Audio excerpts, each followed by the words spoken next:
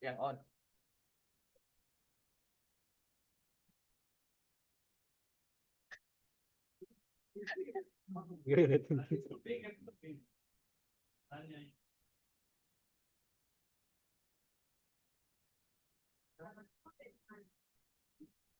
Itu Bu. Ada dua juga di Ada dua Bu. Cadangan kalau ada.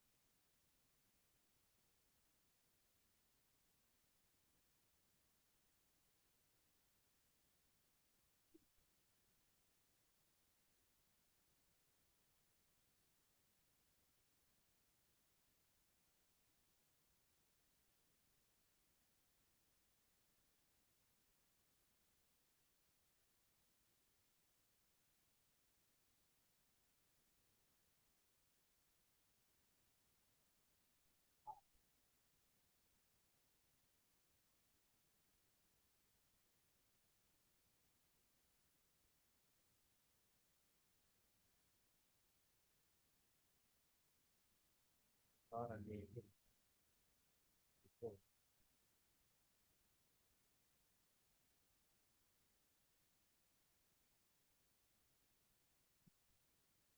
Tes, tes.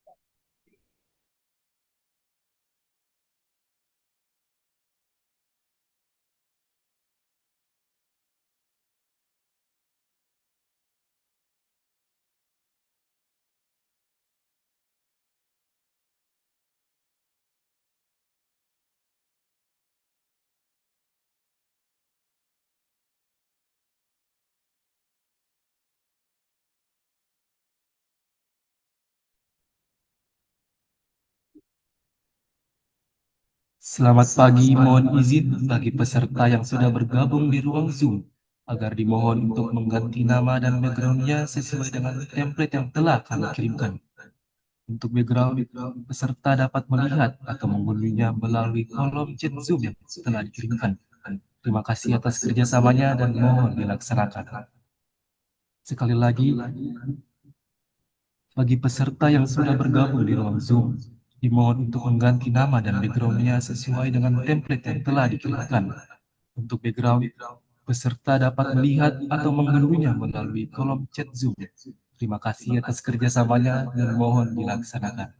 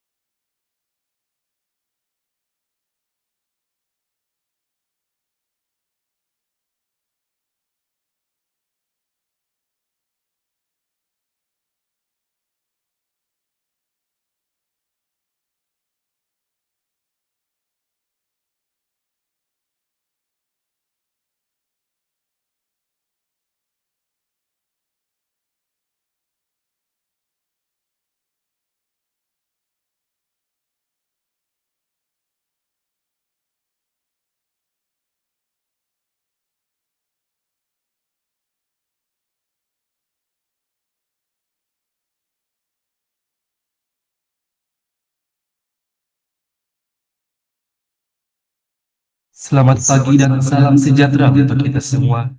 Yang terhormat, Bapak Direktur Politeknik Ilmu Pelayaran Makassar. Yang saya hormati, pejabat-pejabat BPSDM Perhubungan yang menyempatkan diri untuk hadir di webinar pagi ini. Yang saya hormati, Bapak Ibu dosen Politeknik Ilmu Pelayaran Makassar, serta seluruh taruna-taruni Kementerian Perhubungan yang berbahagia.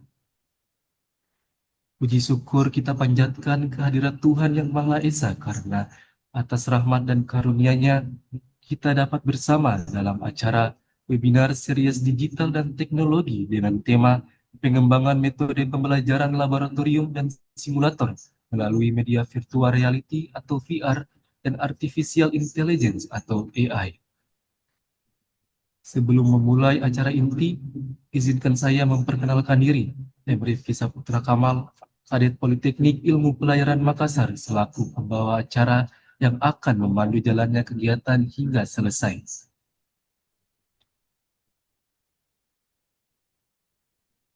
Marilah bersama-sama kita menyanyikan lagu kebangsaan Indonesia Raya dan Mars Perhubungan.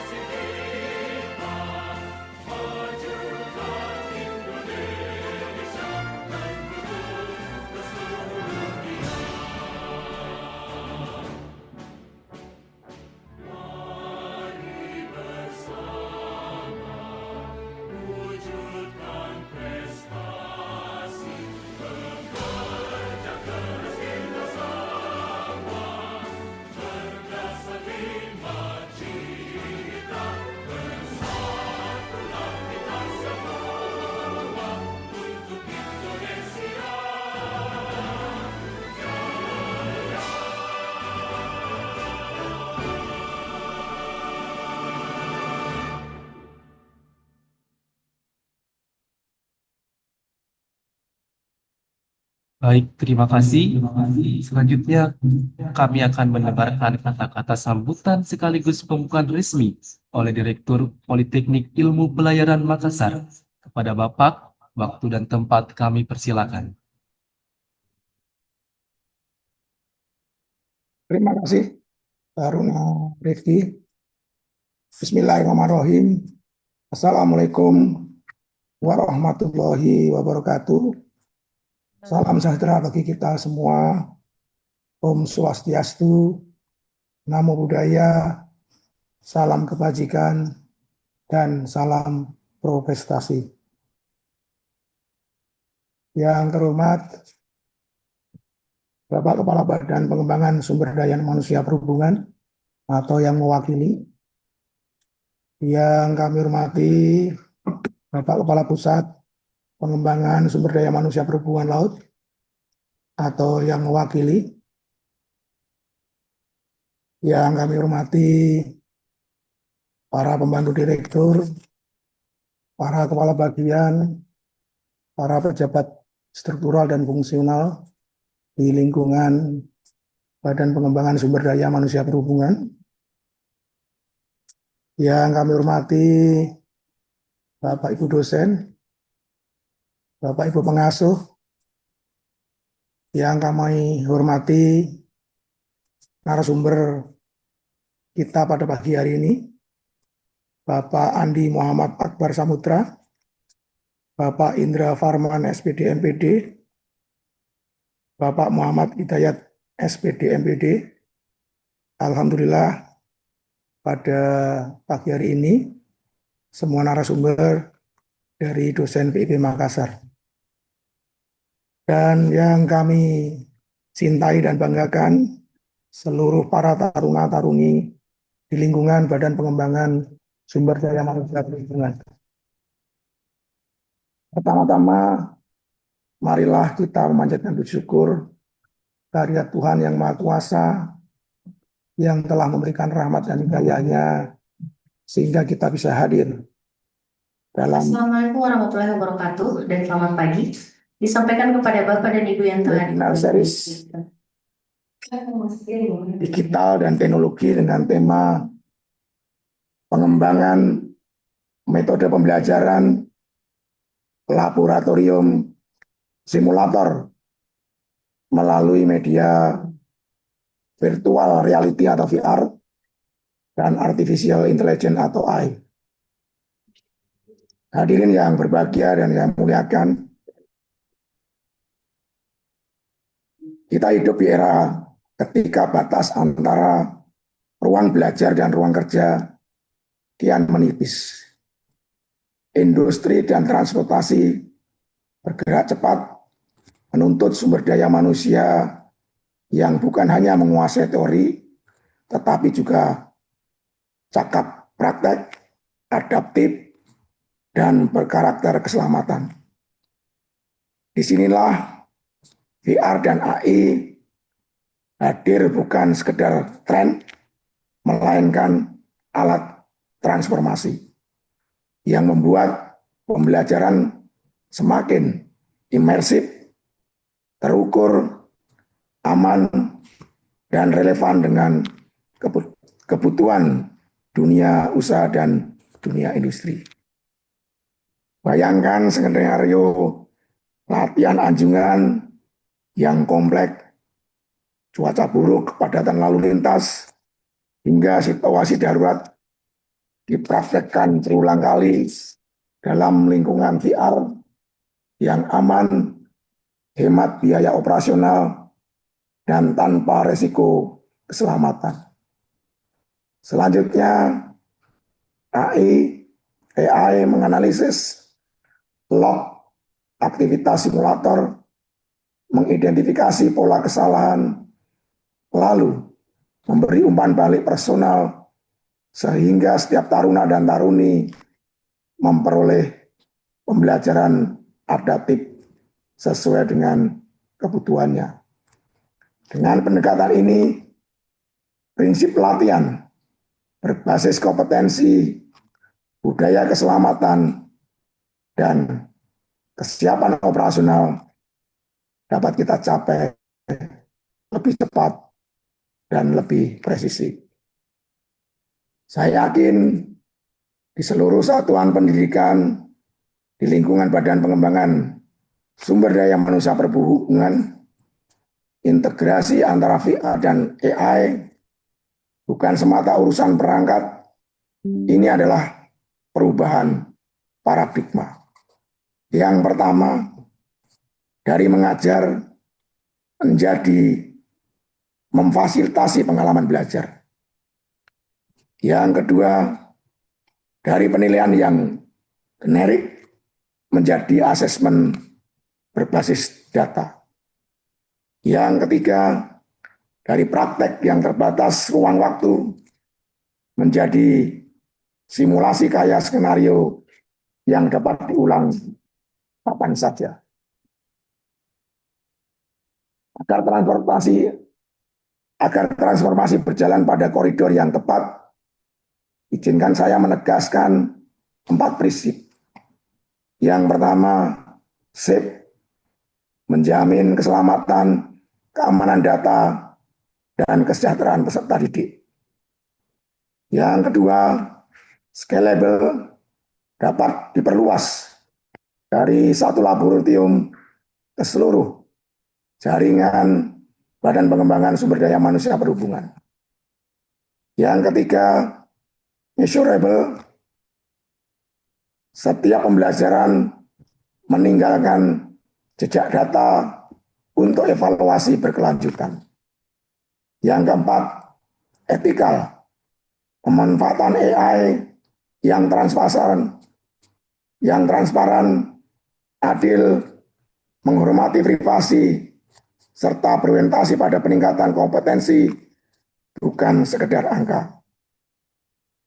Supaya webinar series ini berdampak nyata, mari kita targetkan 3 keluaran konkret sepanjang rangkaian kegiatan ini.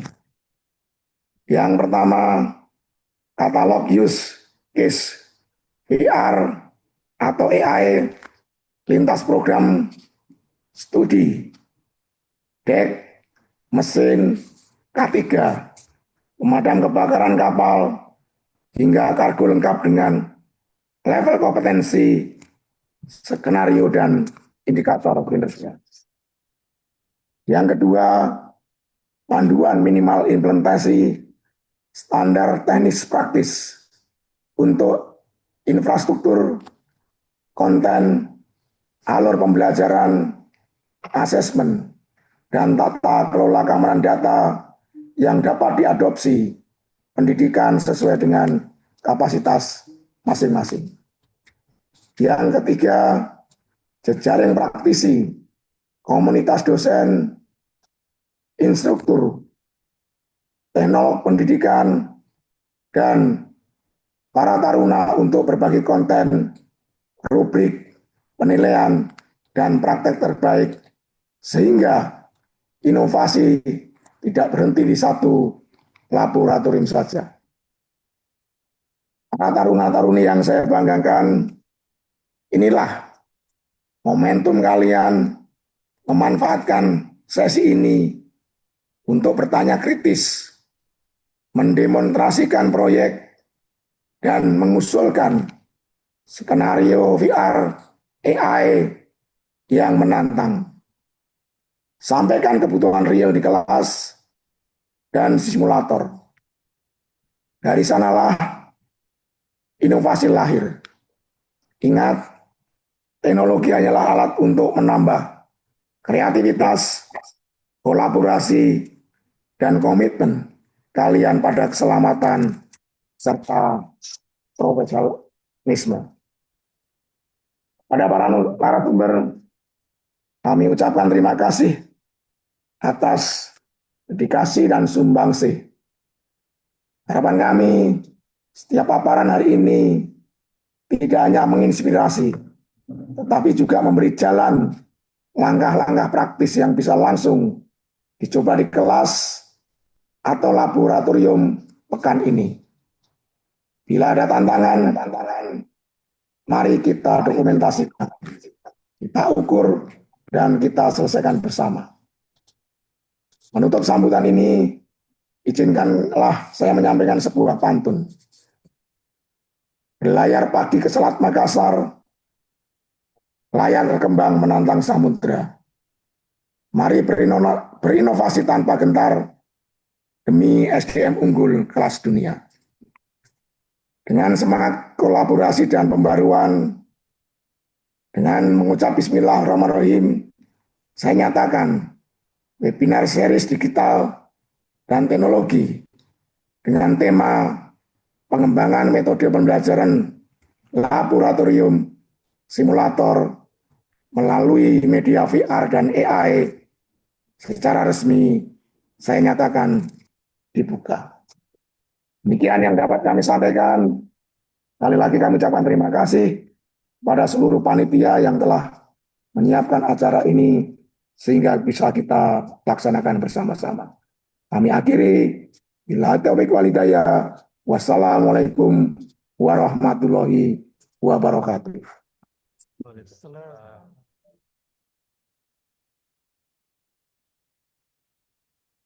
Baik, terima kasih kami ucapkan kepada Bapak Direktur Politeknik Ilmu Pelayaran Makassar atas sambutannya. Semoga pesan yang telah disampaikan dapat menjadi motivasi bagi kita semua untuk terus bersemangat dalam mengikuti kegiatan pada hari ini. Selanjutnya, marilah kita memasuki acara berikutnya, yaitu pembacaan doa.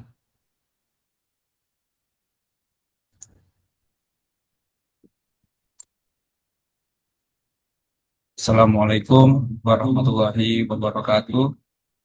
Sebelum kita memulai acara webinar pada pagi hari ini, alangkah baiknya kita mendekatkan kedua tangan kita dan memanjatkan doa supaya acara hari ini diberi kelancaran hingga akhir nanti.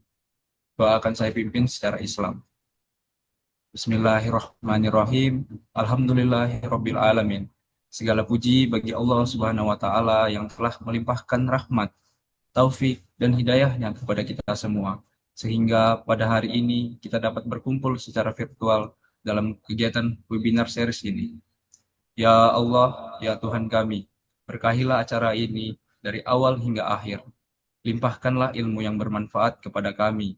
Tanamkanlah semangat untuk terus belajar dan berbagi kebaikan. Jadikanlah kegiatan ini sebagai amal yang membawa manfaat bagi diri kami, masyarakat, instansi kami, dan bangsa kami. Ya Allah, bimbinglah kami agar senantiasa berada di jalan-Mu yang benar. Rabbana atina fid dunya hasanah wa fil akhirati hasanah wa qina azabannar. Walhamdulillahirabbil alamin. Wassalamualaikum warahmatullahi wabarakatuh. Baik, hadirin sekalian, kita akan segera memasuki acara inti, yaitu pemaparan materi dalam sesi webinar pada pagi hari ini. Untuk memandu jalannya sesi, izinkan saya menyerahkan acara kepada moderator kita yang luar biasa, Saudari Fadila Reski Marsyanda, Kadet Politeknik Ilmu Pelayaran Makassar. Kepada moderator, waktu dan tempat kami persilakan. Baik, terima kasih atas waktunya. Bismillahirrahmanirrahim. Assalamualaikum warahmatullahi wabarakatuh. Selamat pagi dan salam sejahtera untuk kita semua. Yang saya hormati Bapak Direktur Politeknik Ilmu Pelayaran Makassar, Kapten Rudi Susanto, MPD yang telah membuka acara ini dengan opening speech beliau yang sangat inspiratif. Yang saya hormati para pejabat BPSDM Perhubungan yang telah berkenan hadir. Yang saya hormati para dosen, narasumber, dan seluruh tamu undangan. Dan yang saya banggakan, rekan-rekan taruna dan taruni dari seluruh instansi BPSDM Perhubungan. Puji syukur kita panjatkan atas kehadirat Allah Subhanahu wa taala, karena atas rahmat dan karunia-Nya kita dapat berkumpul bersama walaupun secara virtual dalam suasana penuh semangat untuk menimba ilmu dan berbagi wawasan. Pada kesempatan yang berharga ini, kita akan mengikuti webinar soft skill series dengan tema pengembangan metode pembelajaran laboratorium dan simulator melalui media virtual reality dan artificial intelligence. Tema ini sangat relevan dengan perkembangan dunia pendidikan dan pelatihan di lingkungan Kementerian Perhubungan, khususnya dalam menghadapi era digitalisasi transportasi yang semakin pesat. Namun, sebelum kita berlayar lebih jauh ke dalam materi, izinkan saya membuka suasana pagi ini dengan sedikit pantun. Minum kopi di pagi hari, jangan lupa sambil tersenyum lebar. Kalau semangat sudah di hati, ilmu pun masuk tanpa hambar. Baik, Bapak, Ibu, dan rekan-rekan sekalian, dunia maritim kini terus berkembang seiring kemajuan teknologi. Pembelajaran tidak lagi terbatas pada ruang kelas, tetapi telah beralih ke media digital yang lebih interaktif dan realistis. Jika dulu kita belajar navigasi dengan peta kertas dan alat tradisional, kini kita bisa berlayar secara virtual, lengkap dengan gelombang, cuaca, bahkan kondisi darurat melalui teknologi AI dan VR. Luar biasa, bukan?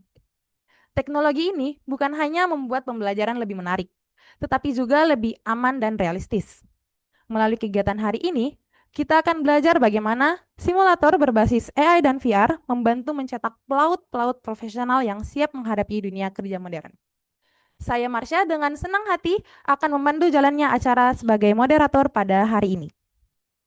Nah, dalam webinar kali ini, kita akan mendengarkan pemaparan materi dari 3 narasumber hebat yang masing-masing akan membahas virtual reality dan artificial intelligence dalam dunia pembelajaran. Setelah itu, kita juga akan menyaksikan demonstrasi penerapan VR dan AI dalam proses pembelajaran di Politeknik Ilmu Pelayaran Makassar, yang pastinya akan menjadi pengalaman menarik bagi kita semua. Dan di akhir acara, kita akan membuka sesi tanya-jawab, di mana para peserta dapat berinteraksi dengan narasumber untuk memperdalam pemahaman seputar materi yang telah disampaikan. Baik, rekan-rekan sekalian, tiba saatnya kita memasuki sesi penyampaian materi.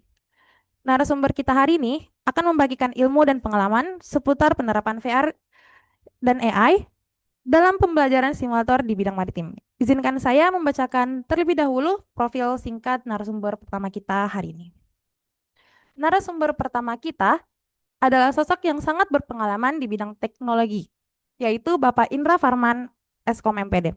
Beliau merupakan dosen di Politeknik Ilmu Pelayaran Makassar, serta aktif di dunia pendidikan teknologi dan informatika. Bapak Indra dikenal sebagai pengembang sistem pembelajaran berbasis virtual reality yang diterapkan dalam laboratorium dan simulator maritim, guna menciptakan pengalaman belajar yang imersif dan mendekati kondisi nyata di atas kapal. Dengan keahliannya tersebut, beliau telah banyak mengembangkan inovasi digital yang mendukung efisiensi dan keselamatan dalam pelatihan. Melalui materinya hari ini, beliau akan mengajak kita melihat secara langsung bagaimana teknologi VR mampu menghadirkan simulasi yang realistis dan efektif dalam proses pembelajaran laboratorium di dunia maritim. Baik, tanpa berpanjang lebar, marilah kita sambut bersama narasumber kita, Bapak Indra Farman, Eskom MPD, untuk menyampaikan materinya. Kepada Bapak kami persilahkan. Pertama-tama saya ucapkan banyak terima kasih pada moderator. Tak lupa juga saya ucapkan banyak terima kasih kepada Bapak Keprudi Susanto MPD telah memberikan saya kesempatan untuk bisa membawakan materi yang sedang hangat diperbincangkan belakangan ini. Selanjutnya, saya merasa terhormat bisa hadir bersama para peserta yang luar biasa dan para narasumber hebat lainnya. Hari ini kita akan membahas topik yang sangat relevan sesuai dengan perkembangan zaman saat ini, yaitu pengembangan metode laboratorium simulator melalui media virtual reality dan artificial intelligence. Seperti kita ketahui, dalam beberapa tahun terakhir ini perkembangan teknologi itu berkembang sangat pesat. Salah satunya media pembelajaran itu yang sedang diperbincangkan adalah virtual reality. Jadi virtual reality itu merupakan salah satu inovasi yang penting dalam bidang teknologi informasi dan komunikasi. Jadi VR ini menghadirkan lingkungan yang lebih nyata dan lebih real dalam proses pembelajaran, terutama pada pembelajaran praktikum. Jadi VR ini dia memiliki peran strategis sebagai media pembelajaran berbasis pengalaman. Jadi kita dapat mensimulasikan kondisi dunia kerja nyata secara aman dan efisien.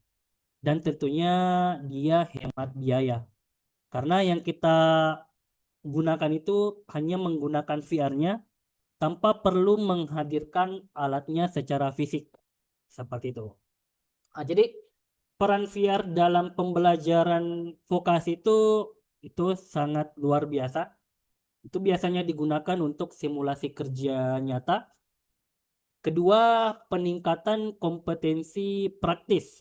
Nah, kenapa bisa menghadirkan kompetensi yang praktis? Karena dengan adanya virtual reality ini kita bisa melakukan pembelajaran praktik itu secara mandiri.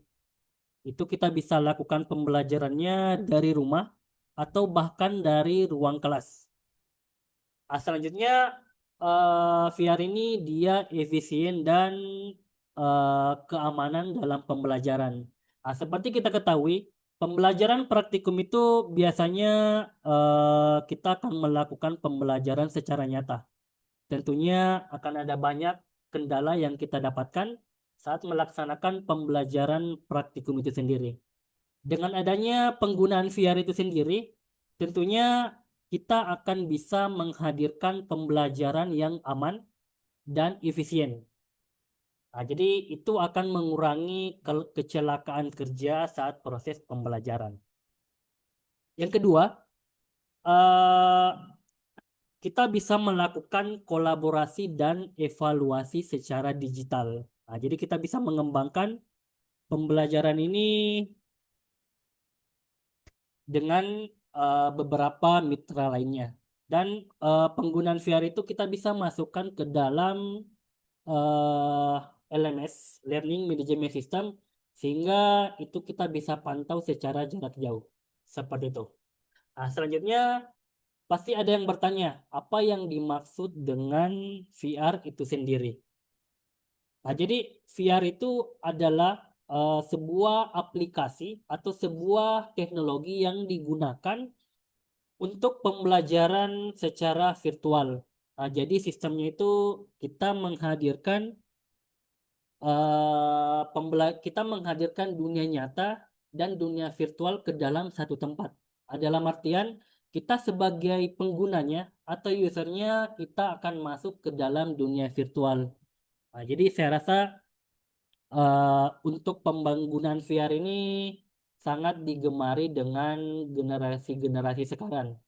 Karena yang kita hadapi itu generasi Z, di mana mereka sudah sangat paham akan penggunaan teknologi tersebut. Selanjutnya untuk penggunaan VR itu sendiri itu ada beberapa perangkat yang kita gunakan. Ini kebetulan ada di depan kami. Yang pertama kita butuh yang namanya VR. Jadi kebetulan yang saya gunakan itu ini adalah Meta Quest 2. Ini merupakan produk dari Meta. Jadi yang saya pegang ini adalah headsetnya. Jadi headset ini dia berfungsi sebagai mata atau sebagai tempat kita melihat dunia virtualnya. Selanjutnya yang kedua, jadi di tangan saya ini ada dua alat. Ini berfungsi sebagai tangan kita di dalam dunia virtual tersebut. Jadi kalau generasi-generasi sekarang itu saya rasa sudah paham sekali penggunaan dari kontrol tersebut. Jadi ini berfungsi sebagai tangan dan berfungsi sebagai alat untuk mengaktifkan beberapa fitur yang ada dalam dunia virtual tersebut. Selanjutnya untuk beberapa jenis VR itu ada 3. Yang pertama ada imersif, yaitu bentuk realistis virtual yang ditampilkan secara nyata ke dalam VR-nya. Yang kedua ada non-immersif. Ini adalah pengembangan virtual yang masih belum terupdate atau dia hanya menampilkan dunia virtual dari dalam layar. Yang ketiga ada yang namanya augmented reality. Ini juga merupakan salah satu fitur yang banyak digemari oleh generasi sekarang, terutama generasi alpha. Jadi AR itu merupakan kebalikan dari VR itu sendiri. Jadi AR itu proses menampilkan dunia virtual ke dalam dunia nyata, sedangkan virtual reality itu proses menggabungkan antara dunia nyata dengan dunia virtual itu sendiri. Selanjutnya, apa fungsi aplikasi VR dalam dunia pendidikan? Jadi untuk dalam dunia pendidikan, terutama dunia perhubungan atau dunia maritim, jadi di kampus kami di PP Makassar itu kami menerapkan 2 aplikasi dalam pembelajaran virtual reality. Jadi yang pertama itu kami menggunakan aplikasi VRMe Bonding Ship. Jadi untuk aplikasi ini biasa kami gunakan untuk pembelajaran dalam keadaan kondisi darurat di kapal. Jadi biasanya sebelum taruna turun ke dunia nyata untuk praktikum, untuk praktek kita akan memberikan pembelajaran tambahan dulu melalui VR. Jadi ada 2 aplikasi yang kita gunakan. Yang pertama ada VRMe Bonding Ship. Ini biasanya digunakan untuk pembelajaran di bagian navigasi. Yang kedua ada namanya VRMe Fire in the Engine Room. Ini biasanya digunakan untuk pembelajaran pelatihan kebakaran di atas kapal. Jadi di dalam aplikasi ini ada beberapa aktivitas yang bisa kita lakukan, dan semua ini kita sudah terapkan full di kampus PP Makassar. Jadi kebetulan di kampus kita kita juga mempunyai salah satu lab AI VR. Jadi semua alat-alat yang kita gunakan praktikum itu semuanya sudah lengkap di dalam. Seperti itu. Selanjutnya, untuk beberapa strategi pengembangan VR ke depan itu kita ada beberapa tahapan yang bisa digunakan atau yang bisa dikembangkan. Yang pertama, kita untuk membuat konten VR itu kita menggunakan yang namanya aplikasi Unity. Jadi aplikasi Unity itu salah satu aplikasi pengembang VR virtual reality yang berbentuk 3D atau 3 dimensi. Jadi sebelum membuat sebuah bahan pembelajaran berbasis virtual, kita terutama menganalisis apa yang kita butuhkan. Kedua, kita selanjutnya mendesain konten yang akan kita gunakan dalam pembelajaran. Yang ketiga, kita akan melakukan uji coba. Yang keempat, kita akan mengevaluasi konten-konten yang kita buat. Jadi sebelum kami menerapkan pembelajaran ini di kelas, itu kami melakukan beberapa kali uji coba terlebih dahulu. Jadi tentunya ini sudah sesuai dengan standar yang diterapkan dalam Kementerian Perhubungan tentang perangkat-perangkat keselamatan apa saja yang wajib diberikan kepada peserta didik atau taruna kita. Selanjutnya untuk pengembangan VR ini merupakan pengembangan yang masih baru sekali di dunia pendidikan. Jadi ini kebetulan di PP Makassar ini sudah lama kami terapkan dan sudah diikuti oleh beberapa taruna. Jadi untuk beberapa tantangan yang kita hadapi dalam penggunaan VR itu ada banyak sekali. Yang pertama, terutama sebelum kita melakukan pembelajaran virtual, tentunya kita butuh SDM yang memadai.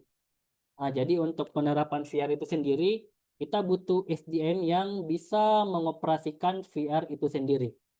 Yang kedua, jadi yang kedua ini adalah salah satu hal yang paling dibutuhkan dalam penggunaan VR.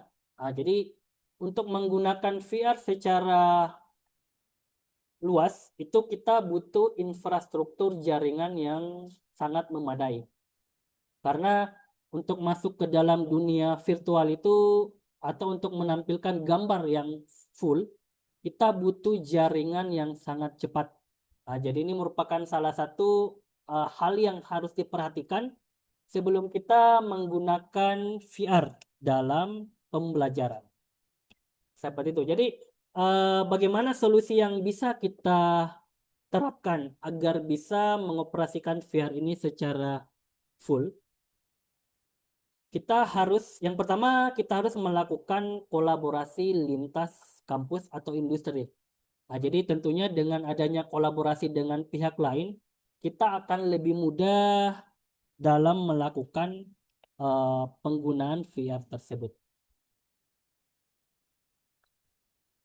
Nah, selanjutnya ada beberapa keunggulan VR dalam media pembelajaran. Yang pertama, imersif dan realistis.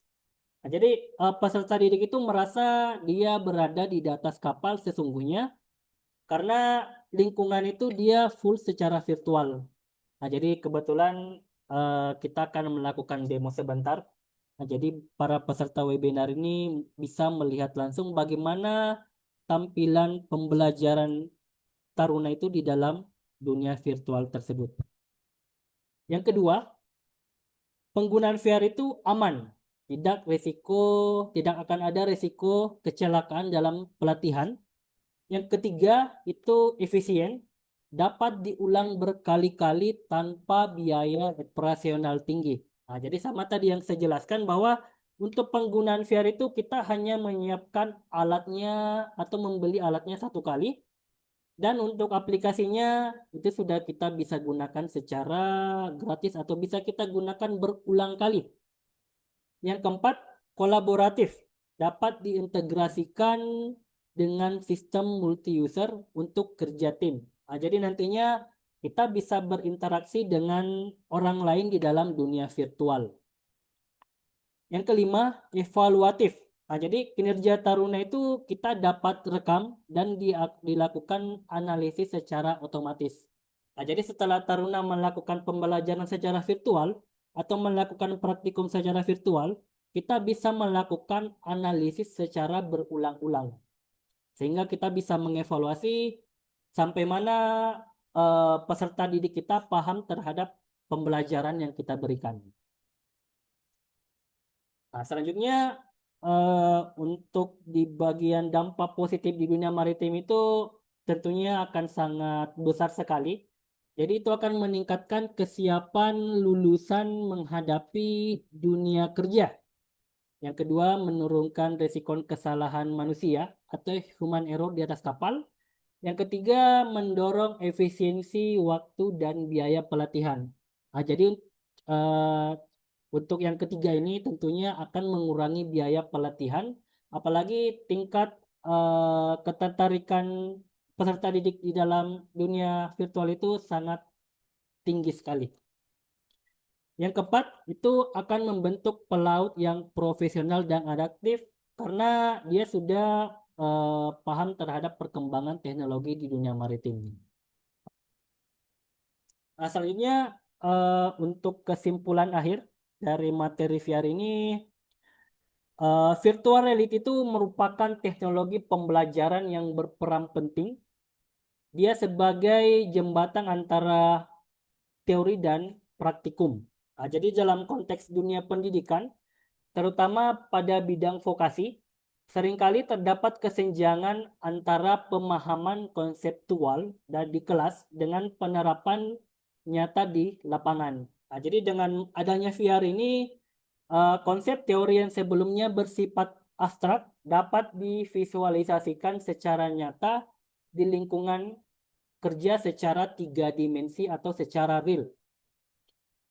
Jadi taruna kita tidak hanya memahami apa dan mengapa sesuatu itu terjadi, tetapi juga merasakan bagaimana hal itu bisa terjadi dan bagaimana hal itu bisa dilakukan. Tentunya itu kita bisa lakukan secara virtual. Nah, jadi sekarang sudah saatnya di dunia pendidikan kita beralih ke proses pembelajaran secara digital. Baik guru, dosen, dan beberapa taruna itu kita wajib melangkah dan berinovasi terhadap pembelajaran teknologi yang sangat berkembang pesat. Nah, jadi mari kita manfaatkan virtual reality sebagai media pembelajaran masa depan. Nah, jadi pembelajaran virtual ini mampu menghidupkan teori dan praktikum itu secara virtual dan secara bersamaan. Nah, jadi dengan VR itu ruang kelas kita tidak lagi terbatas oleh dinding, laboratorium tidak lagi bergantung pada alat fisik. Jadi taruna dapat belajar dari pengalaman yang mendekati dengan realnya atau mendekati dengan kenyataan yang ada di lapangan. Nah, jadi sudah cukup dari saya kembalikan pada moderator.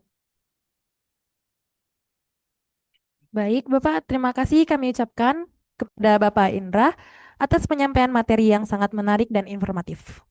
Selanjutnya, rekan-rekan sekalian, kita akan mendengarkan paparan dari narasumber kedua kita pada hari ini, Bapak Muhammad Hidayat, seorang dosen di Politeknik Ilmu Pelayaran Makassar dan juga di Universitas Negeri Makassar.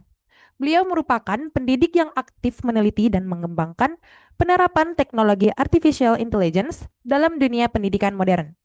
Melalui keahliannya di bidang teknologi informatika, automation skill, dan AI VR, Bapak Hidayat berfokus pada bagaimana kecerdasan buatan dapat membantu menciptakan proses belajar yang lebih adaptif, personal, dan efisien. Dalam sesi ini, beliau akan membahas bagaimana AI dapat dimanfaatkan untuk mendukung metode pembelajaran modern di lingkungan kita, mulai dari sistem evaluasi otomatis hingga analisis performa peserta latihan. Baik, tanpa berlama-lama, mari kita berlayar menjemput pengetahuan yang akan disampaikan oleh Bapak Muhammad Hidayat SPD, MPD. Kepada beliau kami persilahkan dengan hormat. Baik, terima kasih Masya kesempatannya. Kali ini mohon izin ya, saya akan menyampaikan sebuah materi tentang model pembelajaran laboratorium melalui media pembelajaran artificial intelligence. Yang terhormat para pimpinan BPSDM dari Kementerian Perhubungan, pimpinan perguruan tinggi dari Kementerian Perhubungan, Bapak Ibu dosen BPSDM Kementerian Perhubungan dan adik-adik taruna di seluruh Indonesia serta hadirin di webinar digital dan teknologi pada pagi hari ini. Yang pertama, berbicara tentang artificial intelligence, tentunya teman-teman sudah sering menggunakan ya artificial intelligence dalam kehidupan sehari-hari. Ya. Contohnya menggunakan Google Maps. Nah, ini adalah penggunaan yang paling sering kita gunakan. Ya, ketika kita mencari alamat, mencari tempat, ya, kita menggunakan Google Maps dalam kehidupan sehari-hari. Atau penggunaan smartphone, ya. Penggunaan smartphone ini memudahkan kita untuk beraktivitas. Smartphone itu memiliki artificial intelligence, misalnya untuk melakukan rekognisi wajah, ya, melihat apakah benar-benar ini adalah penggunanya. Kemudian yang ketiga adalah penggunaan voice speaker atau asisten virtual. Nah, hal ini memudahkan kita ya untuk meminta tolong kepada AI untuk misalnya menyalakan lampu atau menyalakan AC, gitu ya. Kemudian penggunaan sosial media, kita mampu mengedit wajah dengan cepat, berbeda dengan dulu sebelum adanya artificial intelligence. Dan yang terakhir terkait dengan penggunaan artificial intelligence di sektor kesehatan dengan menggunakan smartwatch atau penggunaan smartphone kita sendiri. Kemudian selanjutnya, apa itu artificial intelligence? Ya, jadi artificial intelligence adalah pembuatan sistem atau mesin yang mampu meniru kemampuan berpikir manusia. Bagaimana caranya? Ya, mirip dengan bagaimana manusia mengembangkan diri. Yang pertama menerima data, kemudian melalui pengalaman sejauh mana berinteraksi dengan penggunanya, sehingga AI sendiri bisa beradaptasi dengan penggunanya. Yang terakhir adalah memperbaiki kinerja secara mandiri. Nah, ketika kita tidak menerima jawaban dari artificial intelligence, maka artificial intelligence akan mendeteksi bahwa jawaban yang seperti ini tidak tepat atau tidak sesuai dengan apa yang diminta oleh pengguna.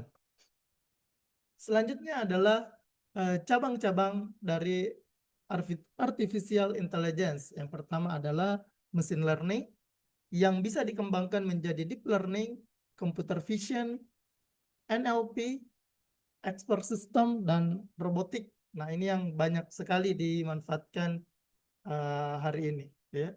Kemudian selanjutnya, kenapa artificial intelligence ini dikembangkan atau digunakan? Sama persis yang disampaikan tadi Bapak Direktur PIP Makassar. Yang pertama adalah efisiensi. Sangat jelas bahwa dengan penggunaan artificial intelligence menciptakan efisiensi yang baik. Kemudian yang kedua adalah pengambilan keputusan yang baik. Dari olah data yang baik, maka tentunya kita harapkan ada hasil keputusan yang baik yang disarankan oleh artificial intelligence. Kemudian yang ketiga adalah terkait dengan keselamatan. Yang ketiga adalah terkait dengan keselamatan. Sama juga yang disampaikan tadi Bapak Direktur, bahwa pentingnya keselamatan di dalam kegiatan ya pembelajaran maupun di saat kita melakukan praktek di dunia nyata. Dan yang keempat adalah menghindari atau mengurangi kesalahan dari manusia atau human error. Ya. Selanjutnya, bagaimana cara kerja dari artificial intelligence? Ya. Yang pertama adalah input data, ya. Jadi data diinput ke dalam sistem, kemudian pre-processing, kemudian pembelajaran. Jadi AI belajar ya tentang apa yang dimasukkan ke dalam sistem, kemudian AI kemudian memberikan output ya. Setelah itu AI juga menunggu feedback dari kita. Kalau kita terima, maka AI akan menganggap jawaban ini adalah jawaban yang benar ya. Selanjutnya,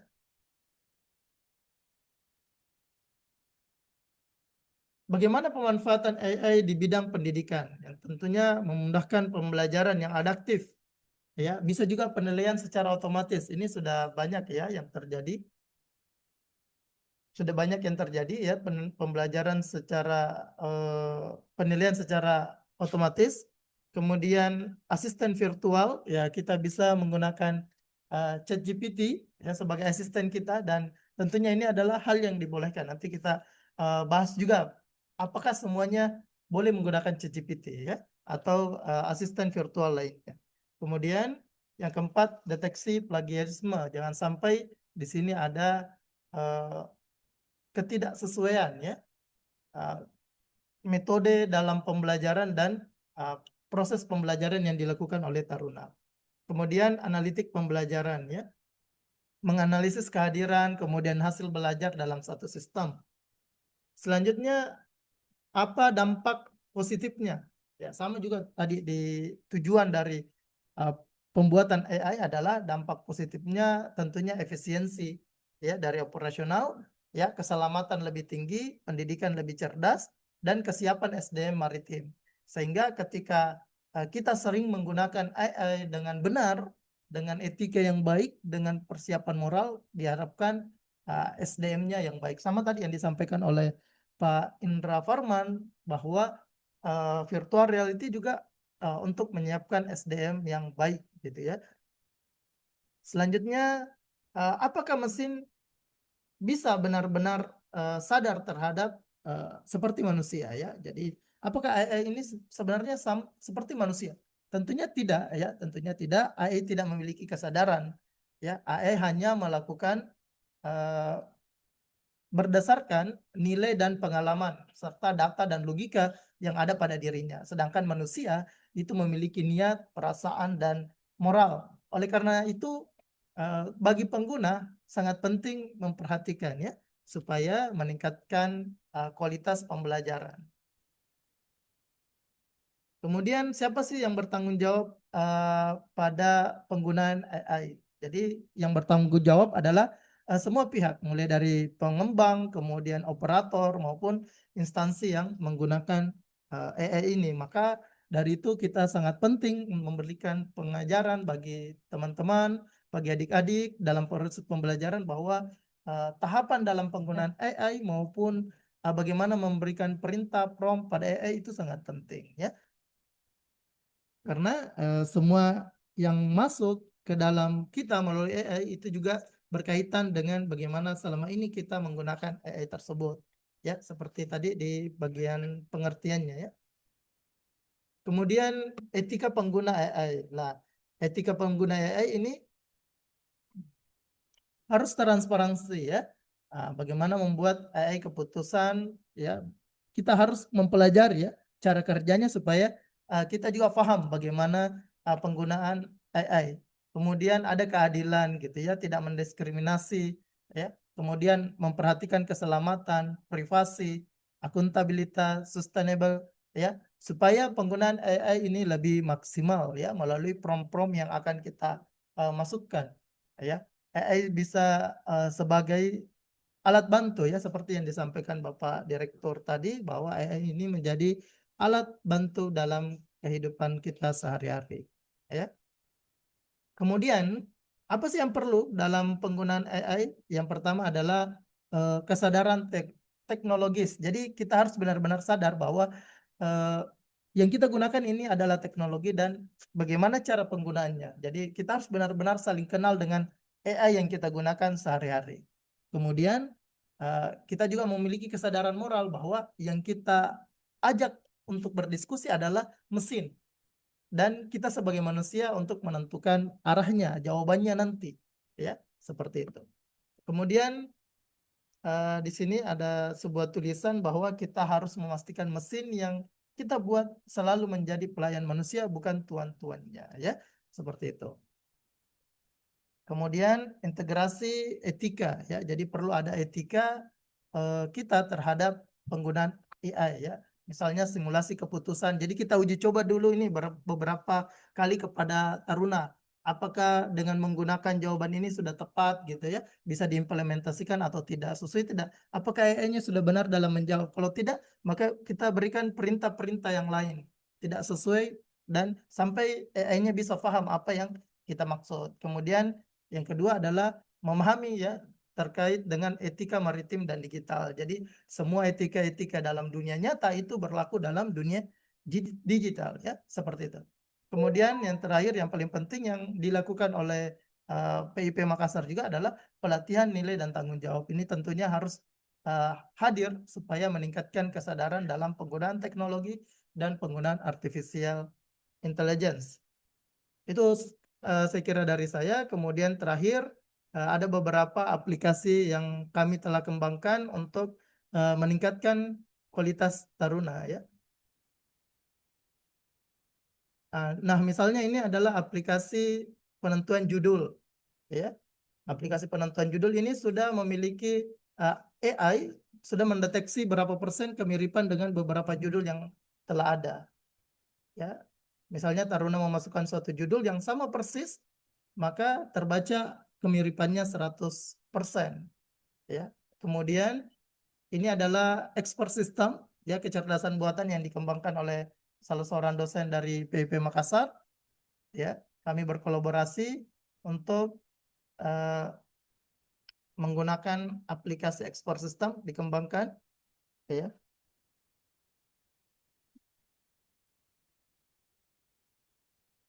Oke, jadi ada beberapa pertanyaan. Ya, setiap pertanyaan nanti dijawab, kemudian ada hasilnya.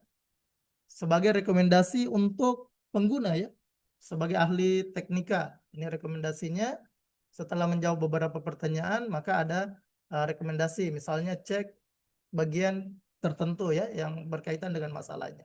Kemudian ini adalah augmented reality, mana AI bisa membaca barcode, ada barcode untuk mengetahui alat-alat navigasi bahkan di Makassar terus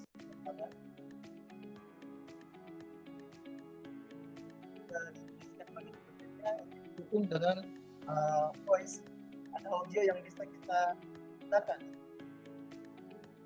dengarkan bagian. Kemudian yang terakhir ya, nah ini adalah aktivitas di simulator AI dalam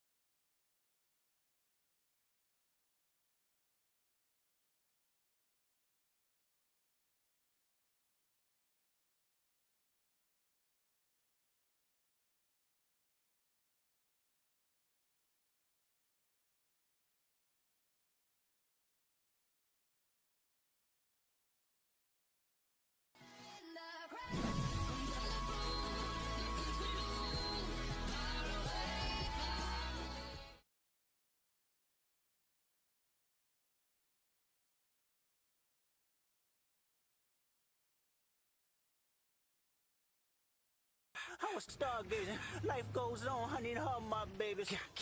Woke up looking for the broccoli. High key, keep a horn on me. That come my seat. IP ownership, the blueprint.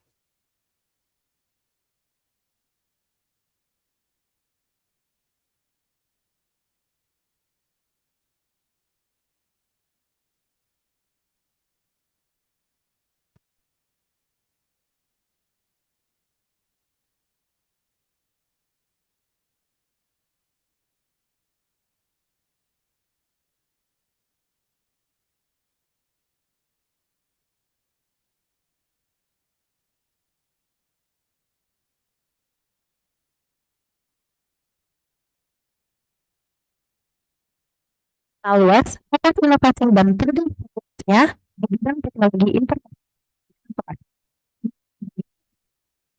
Universitas Islam Makassar. Beliau memiliki pengalaman mendalam dalam riset dan pengembangan laboratorium virtual berbasis VR serta penerapan AI dalam inovasi pendidikan digital.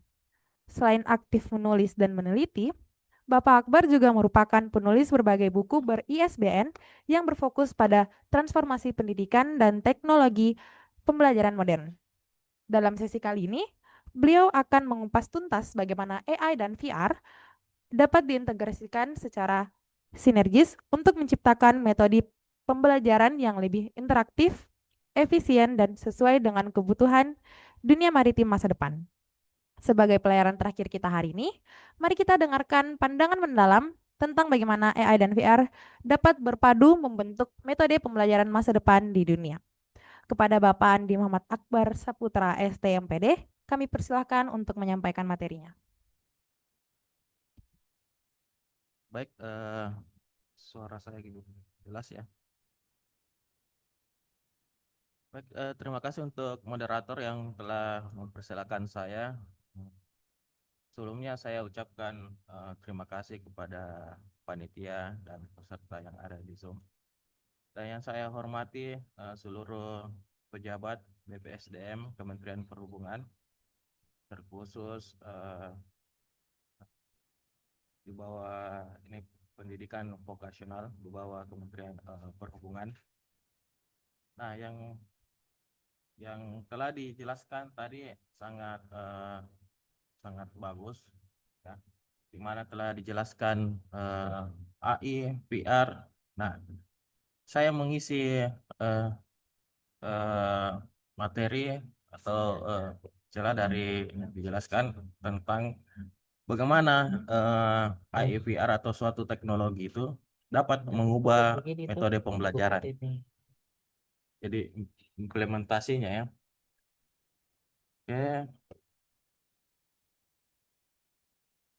Oke. Nah, evolusi suatu model pembelajaran itu disebabkan oleh suatu teknologi. Jadi tidak semata-mata metode pembelajaran itu berubah, tapi dampaknya terhadap suatu teknologi. Sehingga metode pembelajaran itu menyesuaikan. Nah, contohnya saja pada era tradisional, mungkin peserta di Zoom ini, era tradisional itu di mana sumber belajar itu sangat sulit didapat, ya. Cuma guru mungkin yang mempunyai diktatnya, ya. Jadi itu dikatakan era tradisional. Nah, bergeser lagi kita kepada era modern awal. Nah, di mana buku itu tidak hanya dipunyai oleh guru, ya. Buku sudah tersedia pada perpustakaan, ya, kita bisa akses dan kita bisa memiliki. Nah, internet juga sudah ada, ya, baik itu komputer, ya, walaupun komputernya dulu mungkin agak tebal-tebal, beda seperti sekarang yang sudah berbentuk tablet, ya, atau berbentuk teknologi yang ringkas dan praktis. Nah, bergeser lagi pada era selanjutnya di mana era digitalisasi. Nah, disinilah diikuti dengan revolusi industri 4.0. Jadi di mana suatu teknologi AI, VR, AR, baik itu juga Internet of Things, ini terintegrasi satu sama yang lain. Jadi muncullah konsep blended learning, ya, diikuti dengan mungkin Taruna juga sudah bisa membuat project ya dari beberapa perangkat yang telah disediakan, sama seperti tadi pemateri yang ditampilkan video ya, bahwa di PP Makassar sudah terdapat laboratorium terbaru AIVR di mana Taruna bisa mengeksplor ide ya, ataupun mengembangkan diri ya untuk merakit suatu komponen sehingga komponen tersebut bisa terbentuk dan kita memberikan nyawa terhadap komponen tersebut.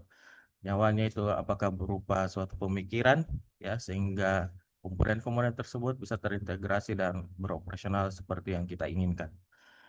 Nah, yang terakhir kita sudah masuk pada era society 5.0. Nah, di sini bukan teknologi yang yang yang jadi pionir, tapi manusianya. Nah, disinilah manusia super cerdas. Kenapa manusia super cerdas ada pada saat era society 5.0 ini? Karena manusia sudah menguasai yang era-era sebelumnya, ya. Jadi kalau ada lagi yang tidak memahami atau tidak pernah bergelut atau menggunakan AI atau VR, IoT, ya. Nah, itu belum dikatakan dia masuk pada era Society 5.0. Jadi, seperti itu evaluasi dari suatu model pembelajaran. Baik, kita lanjut. Jadi, bagaimana era 5.0 itu membawa suatu perubahan? Tentunya yang dimana kita biasa sebut student center learning atau teacher center learning, sekarang sudah berbentuk pada experience center learning. Jadi pengalaman ini sebagai pembelajaran utama ya, ya pembelajaran utama seperti itu. Nah, bagaimana tentang urgensinya? Kenapa kita harus dan wajib memang mengikuti perkembangan zaman? Ya, karena perkembangan zaman itu membawa inovasi, ya, solusi dari permasalahan-permasalahan. Contohnya, pemanfaatan utama dari metode pembelajaran di era 5.0 itu, ya, yang telah dipaparkan oleh pemateri baik yang dari AI atau VR, bahwa simulasi aman dan realistis. Realistis di mana kita tidak ke suatu tempat yang sangat jauh, yang mempunyai mungkin ongkosnya besar, ya. Kita tinggal duduk saja menggunakan perangkat seperti itu. Jadi itu simulasi yang aman dan realistis. Terus evaluasi yang otomatis ya, berbasis data. Nah, AI di sini diterapkan. Jadi ada data yang diolah AI atau kecerdasan buatan sehingga otomasi itu bisa berjalan. Dan yang terakhir, akses fleksibilitas tanpa batas ruang dan waktu. Jadi pembelajaran yang tren itu di mana saja dan kapan saja. Ya. Baik, saya langsung saya bahas juga sedikit tentang virtual reality, di mana teknologi menciptakan pengalaman yang imersif atau biasa disebut mendalam ya, di dalam dunia virtual. Seperti contoh aplikasinya yang tadi, simulator keselamatan kapal, ya, pelatihan permesinan, ya, manuver kapal di pelabuhan, ya, seperti itu. Ya, nanti ada juga Taruna yang akan nanti mendemonstrasikan bagaimana virtual reality yang diterapkan di Politeknik Ilmu Pelayaran Makassar. Nah, untuk artificial intelligence, nah, atau kecerdasan buatan. Nah, kecerdasan buatan sebenarnya adalah eh, hampir sama seperti otak manusia ya. Jadi sebenarnya teknologi AI itu dibuat untuk meniru otak manusia atau kecerdasan manusia itu sendiri. Nah, sama seperti bayi baru lahir itu masih tanpa pengetahuan. Sama juga seperti AI ini, yang ChatGPT, mungkin pengguna ChatGPT di dalam Zoom ini sering juga menggunakan ChatGPT, ya. ChatGPT juga itu sama seperti bayi yang baru lahir. Nah, untuk memberikan pengetahuan seperti itu, kita masih membutuhkan trigger atau prom-prom ya, kita yang menyuruh dia. Ya, dia tidak bisa eh, tahu perasaan kita ya.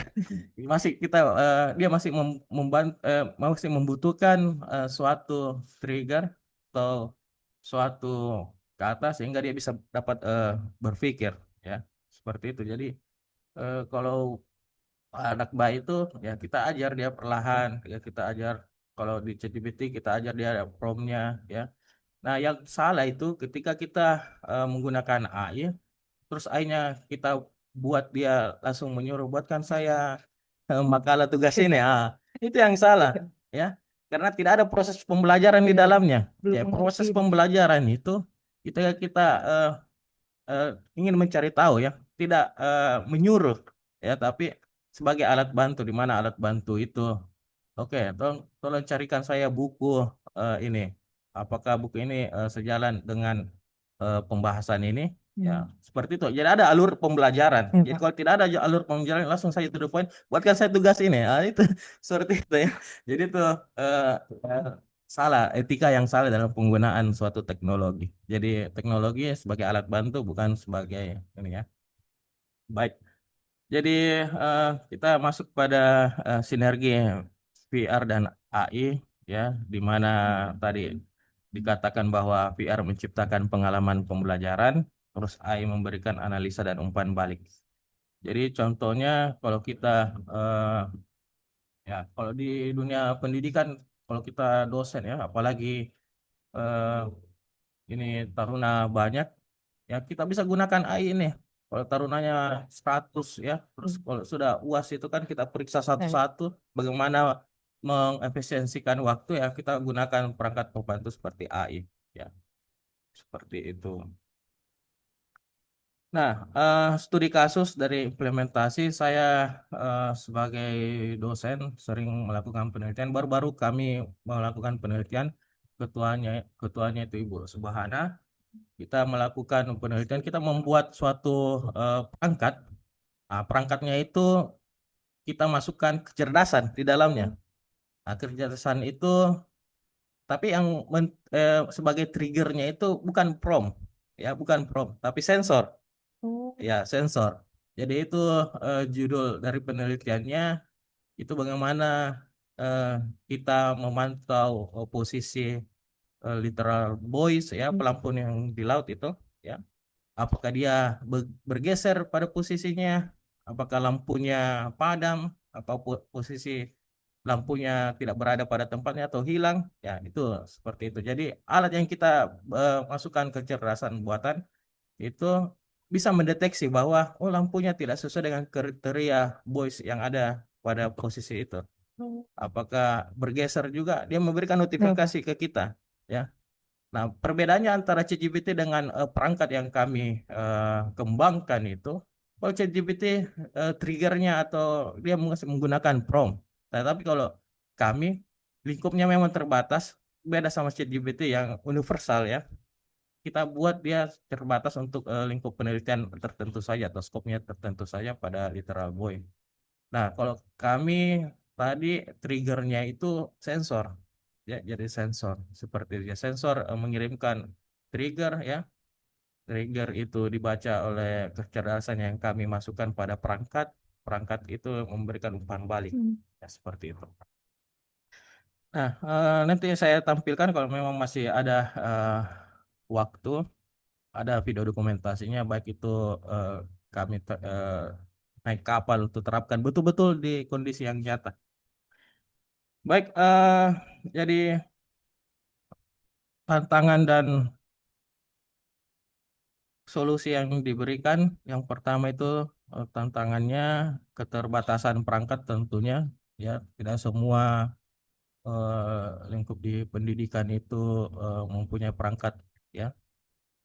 Terus SDM belum siap, kenapa belum siap? Ya kemungkinan besar di sini eh, kurang melakukan pelatihan, ya, dan biaya investasi yang awal. Memang investasinya awal, tapi di akhir ya tidak dia lakukan lagi perawatan ya seperti itu. Jadi memang kondisi awalnya ini yang sangat berat kalau kita mau menginvestasikan di sektor teknologi ya, apalagi bidang pendidikan. Nah, solusinya yang pertama kita kolaborasi antara kampus dan industri, ya, pelatihan intensif bagi pendidik, pengembangan konten lokal berbasis kebutuhan kompetensi. Jadi arah ke depan untuk AI dan VR bagaimana integrasi ke dalam LMS ya, Learning Management System. Yang kedua pembentukan smart laboratory dan virtual campus. Nah, kalau smart laboratory sudah ada di PP Makassar. Oke, kolaborasi penelitian lintas disiplin saya kira sudah juga kita terapkan ya. Jadi sebagai akhir dari sesi saya bahwa inovasi bukan hanya soal teknologi, tetapi bagaimana kita memanusiakan proses pembelajaran di era digital. Ya. Oke, dari saya cukup. Saya kembalikan ke moderator. Baik, terima kasih banyak kepada Bapak Andi Muhammad Akbar Saputra atas pemaparannya yang sangat inspiratif. Baik, sebelum kita lanjut ke sesi berikutnya, jangan lupa untuk rekan-rekan sekalian untuk mengisi link absensi yang sudah dikirimkan di chat Zoom.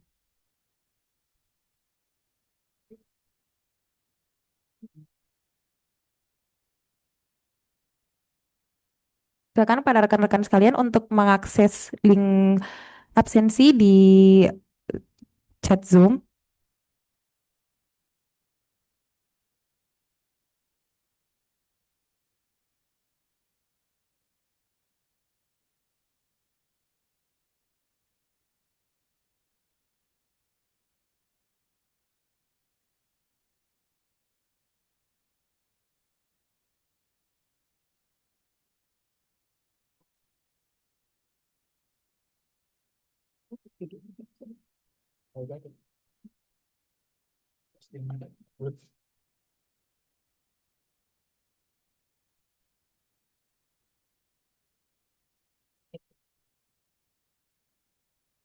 Baik, jika telah selesai mengisi link absensi, kembali lagi kita berlayar bersama ke dunia simulasi digital yang luar biasa. Sebentar lagi akan ada demonstrasi penerapan AI dan VR yang digunakan dalam proses pembelajaran di PIP Makassar. Demo ini akan diperagakan oleh salah satu taruni kita yang akan menjalankan simulasi di anjungan kapal menggunakan perangkat virtual reality lengkap dengan skenario situasi darurat di atas laut. Gambar yang taruni lihat di headset VR akan ditampilkan langsung di layar utama, jadi kita semua bisa ikut merasakan bagaimana canggihnya pembelajaran maritim masa kini.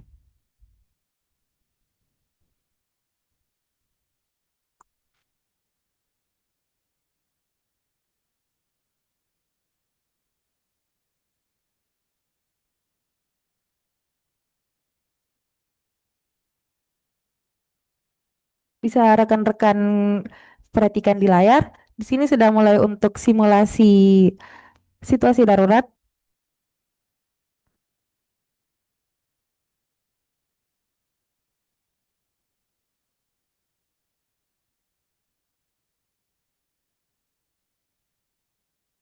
Untuk contoh keadaan darurat kali ini yaitu abandon ship.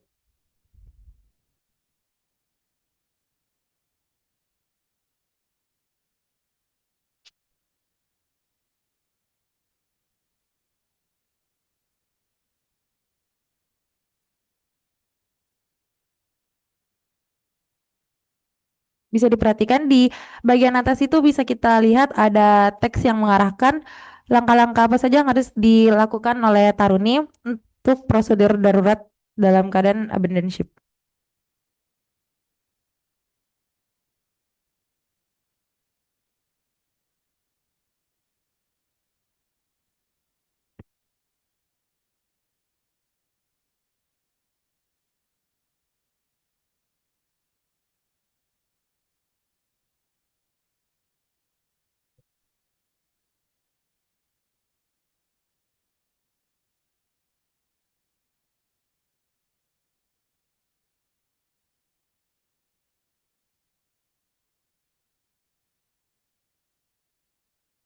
Baik, luar biasa sekali Bapak, Ibu, dan rekan-rekan sekalian. Baru saja kita menyaksikan bagaimana teknologi AI dan VR benar-benar mengubah cara belajar di dunia maritim. Melalui demonstrasi tadi, kita bisa merasakan bagaimana taruna dan taruni PIP Makassar berlatih dalam lingkungan virtual yang sangat realistis menghadapi situasi darurat di atas kapal. Baik, terima kasih kepada Tarini yang telah memperagakan simulasi dengan sangat baik. Semoga inovasi ini terus berkembang dan menjadi bagian dari kemajuan pendidikan maritim Indonesia. Baik, setelah kita mendapatkan begitu banyak ilmu baru tentang penerapan teknologi AI dan VR dalam pembelajaran simulator maritim yang tentu sangat relevan dengan perkembangan dunia pelayaran modern. Kini tibalah saatnya, yaitu sesi tanya jawab. Bagi rekan-rekan sekalian yang ingin menanyakan pertanyaan-pertanyaan kepada narasumber kita yang sangat hebat pada hari ini, dipersilahkan untuk mengetikkan pertanyaannya di kolom chat Zoom. Kami sangat menantikan pertanyaan-pertanyaan dari rekan-rekan sekalian.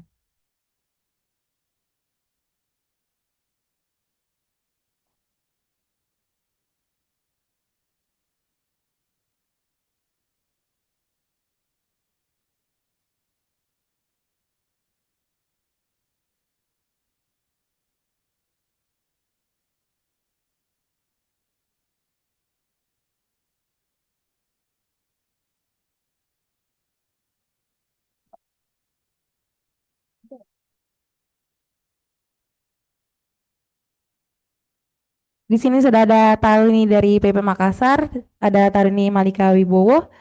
Boleh untuk Saudari Malika untuk memberikan pertanyaannya.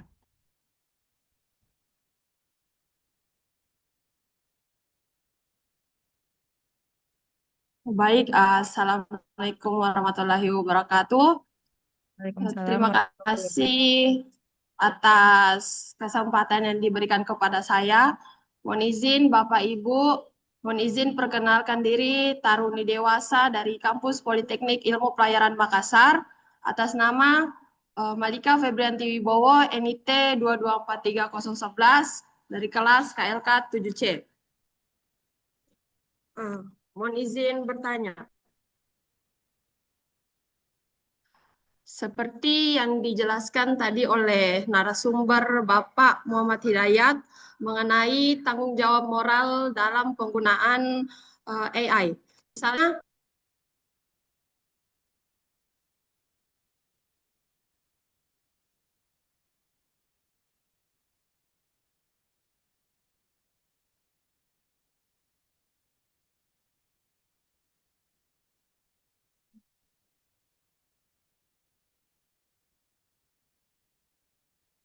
Untuk Tarini Malika, apakah terkeluar dari Zoom?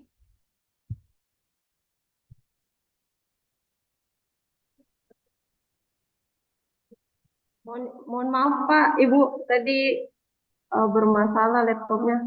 Baik. Saya izin lanjut di sini.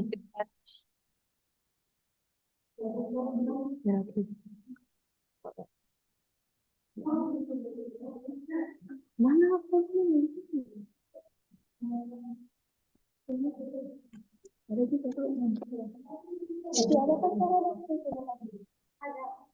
ada.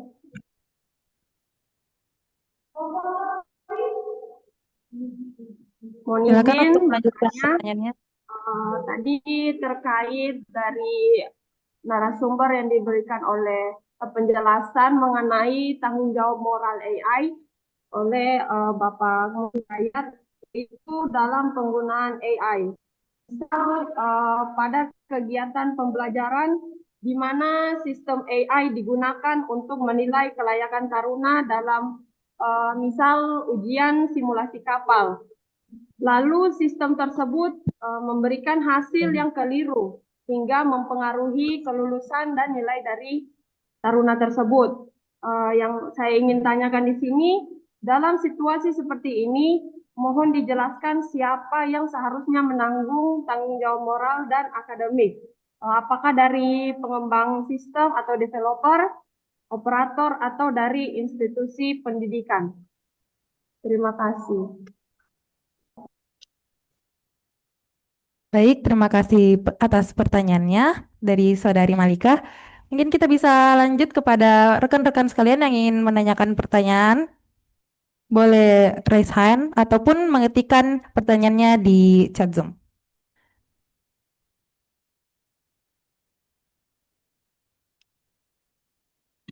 Ini ada yang bertanya kepada Polipeso Fatur Azari, dipersilakan untuk memberikan pertanyaannya. Terima kasih atas kesempatannya. Mohon izin memperkenalkan diri, Taruna nama Muhammad dari Pelayaran Sorong. Sebelumnya terima kasih atas kesempatannya untuk bertanya. Saya ingin bertanya pembelajaran simulator yang menggunakan virtual reality ini membutuhkan koneksi internet yang stabil. Jikalau kondisi internetnya belum stabil, apakah pembelajaran tetap dilanjutkan? Atau mungkin ada langkah pengganti agar jam pembelajaran tetap bisa dilanjutkan? Mungkin itu saja, terima kasih. Baik, terima kasih atas pertanyaannya. Baik, mungkin dari rekan-rekan sekalian masih ada yang ingin bertanya? Masih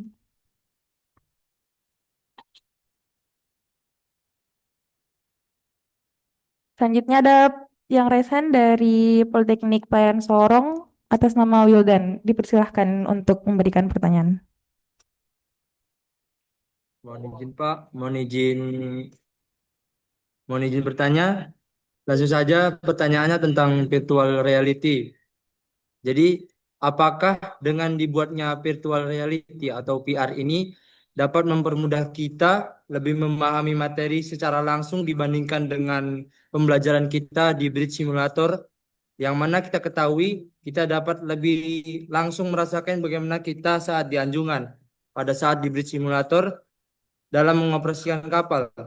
Dan apabila dengan diadakannya virtual reality ini, apakah ini tidak membebani negara seperti yang kita ketahui keadaan sekarang, yaitu dengan adanya efisiensi anggaran? Mohon izin. Baik, terima kasih atas pertanyaannya. Sudah ada 3 pertanyaan, masih kita berikan kesempatan untuk rekan-rekan sekalian yang masih ingin bertanya dan penasaran mengenai materi kita kali ini, bisa untuk raise hand dan juga ataupun mengetikkan pertanyaannya di kolom chat Zoom.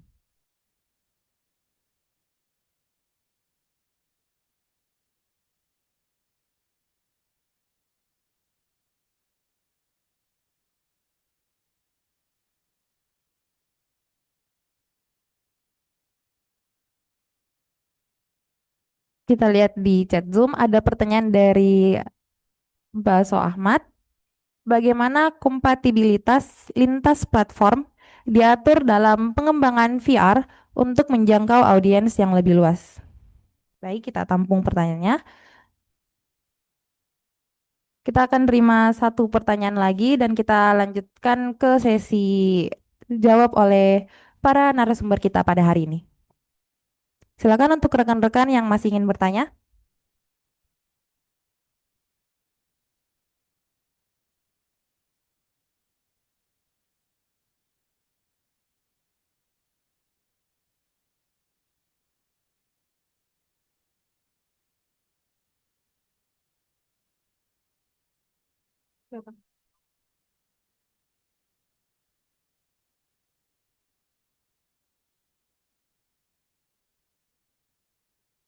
Baik, selagi menunggu pertanyaan dari rekan-rekan, mungkin boleh kita lanjut untuk sesi jawab dari pertanyaan-pertanyaan dari rekan-rekan keren kita pada hari ini. Adapun pertanyaan pertama dari Taruni Politeknik Ilmu Pelayaran Makassar, Saudari Malika. Untuk pertanyaannya itu untuk Pak Hidayat. Malika bertanya mengenai tanggung jawab moral AI. Misalnya pada saat ada kegiatan yang memerlukan AI dan pada saat itu AI ini memberikan jawaban yang keliru kepada penanya tersebut. Nah, untuk situasi tersebut, siapa yang seharusnya bertanggung jawab atas kekeliruan tersebut? Mungkin bisa dijawab, Pak. Oke, baik. Mas ya, terima kasih pertanyaan dari Malika yang bertanya terkait tanggung jawab moral ya dalam jawaban dari artificial intelligence. Seperti yang dipaparkan tadi bahwa yang bertanggung jawab di sini sebenarnya tetap ketiga-tiganya, ya. Apakah operator atau pengguna maupun dari instansi. Tetapi sempat tuh ditanyakan sama Malika terkait dengan nilai, bagaimana kalau nilainya kurang gitu ya. Terkait proses pembelajaran ya. Pembelajaran itu tetap berada dalam bimbingan dosen. Jadi cara mengukur atau untuk penilaian itu tentunya kami menilai bagaimana kemampuan taruna untuk menganalisis jawaban dari AI. Jangan sampai semua jawaban AI langsung dijawab. Ini tadi yang berkaitan tentang seperti yang dijawab Pak Akbar, bahwa AI itu adalah anak kecil sebenarnya yang kita bimbing gitu ya, mengarahkan supaya sesuai dengan keinginan kita. Jadi kita membiasakan AI juga menjawab sesuai dengan keinginan kita. Kita juga memberikan informasi, nanti dijawab juga dengan AI seperti itu. Jadi kalau terkait nilainya tentunya kembali ke tarunanya, apakah mampu menyesuaikan kemampuannya ya atau teori yang telah didapatkan di kelas dengan jawaban AI. Jadi AI kembali lagi, AI itu bukan penentu jawaban kembali ke penggunanya. Seperti itu Mas ya. Dan saya kira seperti itu Malika ya. Baik, Pak. Jadi untuk penggunaan AI itu kembali lagi kepada penggunanya, bagaimana Betul sekali. dia tuh memberikan promptnya ataupun memberikan perintah kepada AI-nya. Jadi jangan ditelan mentah-mentah lagi untuk jawaban yang diberikan dari AI-nya itu ya, Pak. Iya benar. Tetap membaca. Ya. Baik, kita lanjut ke pertanyaan selanjutnya. Ada dari Poltek Sorong tadi menanyakan untuk simulator virtual reality itu kan membutuhkan internet yang stabil. Nah, bagaimana jika di tempat pembelajaran tersebut internet itu kurang stabil? Mungkin ada jalan lain atau pengganti untuk sinyal yang buruk itu tersebut, Pak. Solusi lainnya. Kepada Pak Indra, boleh dijawab pertanyaannya, Pak. Terima kasih atas pertanyaan yang diberikan. Sabar lu. Saya rasa Priano, untuk bisa mengalami uji sama kak. pertanyaan dari taruna kita itu sudah sangat bagus sekali ya. Nah, jadi sama dengan yang saya bahas tadi bahwa untuk menggunakan sebuah virtual reality atau untuk mengalihkan pembelajaran kita dari yang awalnya kita lakukan secara real dan kita alihkan secara virtual itu kita butuh kesiapan infrastruktur jaringan. Nah, jadi untuk penggunaan VR itu sangat tergantung sekali dengan yang namanya jaringan internet. Jadi untuk kesiapan kita apalagi kondisi taruna yang sedang berada di Papua, saya rasa untuk jaringan di sana itu masih kurang bagus untuk penggunaan jaringannya. Nah, jadi untuk solusi yang bisa digunakan agar tetap bisa menggunakan VR itu bisa menggunakan Starlink. Nah, jadi saya rasa kalau untuk penggunaan Starlink itu saya rasa sudah stabil sekali sekarang. Apalagi posisinya ada di daerah terpencil. Itu sudah bisa menggunakan VR itu sendiri. Nah, jadi sebenarnya kalau untuk penggunaan VR itu sendiri tidak butuh jaringan yang terlalu kuat. Tapi alangkah lebih baiknya kita gunakan jaringan yang kuat. Karena semakin bagus jaringan, maka semakin real tampilan virtual yang ditampilkan ke dalam layar. Sekian dan terima kasih. Baik, terima kasih Pak. Jadi untuk solusinya tuh bisa mungkin ditambahkan Starlink ya di daerah kampusnya Pak. Betul. Dan juga mungkin sebenarnya bisa saja jaringannya untuk mengakses VR-nya. Tapi mungkin hasil kualitas yang ditampilkan itu tidak seril yang dirasakan pada saat jaringannya tuh lebih stabil ya Pak. Betul, Pak. Baik, Pak. Nah, mungkin untuk pertanyaan yang selanjutnya ini dari Poltek Sorong juga dari Taruna Wildan itu berhubungan dengan pertanyaan kedua tadi nih, Pak. Nah, jadi untuk pertanyaan dari tarunanya ini menanyakan kan untuk penerapan pembelajaran virtual reality ini membutuhkan anggaran yang begitu agak banyak ya, Pak ya. Nah, iya Pak, awalnya membutuhkan anggaran yang lebih banyak seperti yang Bapak bilang tadi.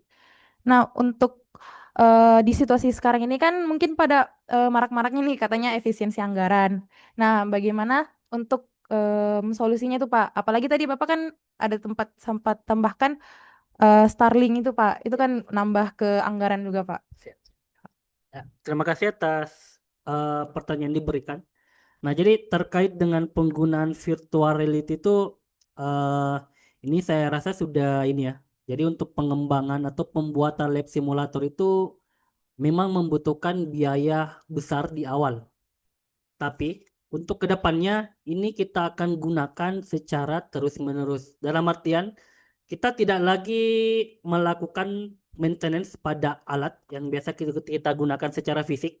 Nah, jadi untuk aplikasinya atau untuk alatnya itu tidak membutuhkan biaya besar untuk perbaikan. Nah, beda sama dengan kalau kita menggunakan alat yang berbentuk fisik. Nah, jadi saya rasa kalau untuk VR ini sudah sejalan dengan apa yang diterapkan sama pemerintahan sekarang, efisiensi. Nah, jadi terkait penggunaan VR itu ini kita hanya menyiapkan sekitar 5 sampai 10 alat dalam satu kelas. Nah, beda sama kalau kita menyiapkan alat praktikum. Di dalam ruang praktek itu biasanya kita siapkan beberapa alat. Bahkan sampai satu taruna itu satu alat ya. Nah, jadi dengan adanya penggunaan VR ini bisa meminimalisir anggaran. Nah, jadi kita akan lebih terbantu dari segi anggaran kalau kita menggunakan VR itu sendiri. Nah, kita kembali dari segi jaringan ya. Nah, jadi kalau untuk penggunaan jaringan dari Starlink itu ini saya rasa masih agak kecil ya jika dibandingkan kalau kita menghadirkan alatnya secara langsung. Karena kalau untuk penggunaan Starlink itu eh, lumayan murah untuk penggunaan pembelajaran ya. Nah, beda sama kalau untuk alat fisiknya. Jadi kita butuh biaya maintenance-nya lebih lama lagi dan lebih banyak. Sekian dan terima kasih. Baik, terima kasih Pak. Jadi menurut dari Bapak Malan pengadaan VR ini bakalan lebih mengefisiensi anggaran-anggaran dari untuk di kampus ya Pak. Ya. Apalagi kalau misalnya dibandingkan jika tarunanya mungkin yang kita datangkan ke kapal untuk melaksanakan pelatihan itu mungkin lebih berat ya Pak ya. Bukan kapalnya dulu. Baik, mungkin bisa menjawab pertanyaan dari rekan-rekan kita yang dari Sorong. Lanjut kita menjawab pertanyaan yang di Zoom tadi yang dari Baso Ahmad. Bagaimana kompatibilitas lintas platform diatur dalam pengembangan VR untuk menjangkau audiens yang lebih luas? Nah, ini pertanyaannya untuk Pak Indra lagi nih kayaknya. Nah, terima kasih Silakan, Pak. atas pertanyaan yang diberikan. Jadi pertanyaan itu bagaimana kompatibilitas lintas platform diatur dalam pengembangan VR untuk menjangkau audiens yang lebih luas. Nah, jadi untuk menjangkau audiens yang lebih luas, kita bisa menggunakan perangkat ini ya, lintas platform pengembangan virtual melalui pendekatan desain dan pemrograman yang memungkinkan aplikasi VR itu dapat dijalankan di berbagai perangkat. Nah, contohnya yang paling banyak digunakan itu kita gunakan sekarang ya. Kita biasa gunakan juga di sistem operasi atau di Windows. Nah, jadi untuk penggunaan VR ini sangat kompatibel sekali dengan beberapa perangkat yang lain. Contohnya itu bisa digunakan di Meta, di Android maupun di sistem operasi. Jadi kita hanya menggunakan satu aplikasi, tapi ini sudah bisa digunakan di beberapa platform lainnya. Nah, jadi untuk aplikasi yang kita gunakan untuk pengembangannya itu kita pakai Unity. Ini salah satu aplikasi yang dikembangkan dari pencetus VR itu atau Meta, nama aplikasinya itu Unity. Sekian dan terima kasih. Baik, terima kasih atas pertanyaannya, Pak. Jadi dengan menggunakan aplikasi Unity itu bisa mengakses segalanya dan bisa diakses di segala platform juga ya, Pak ya? Ya. Baik, mungkin bisa menjawab pertanyaan dari Saudara Baso Ahmad. Nah, kita lanjut ke pertanyaan terakhir yang dari Resen ini dari PPS UNM Nur Hidayah Ramadhani. Dipersilakan untuk memberikan pertanyaannya. Baik, Bismillahirrahmanirrahim. Assalamualaikum warahmatullahi wabarakatuh. Waalaikumsalam warahmatullahi wabarakatuh. Baik, perkenalkan nama saya Nur Hidayah Ramadhani, saya dari PPS UNM Makassar.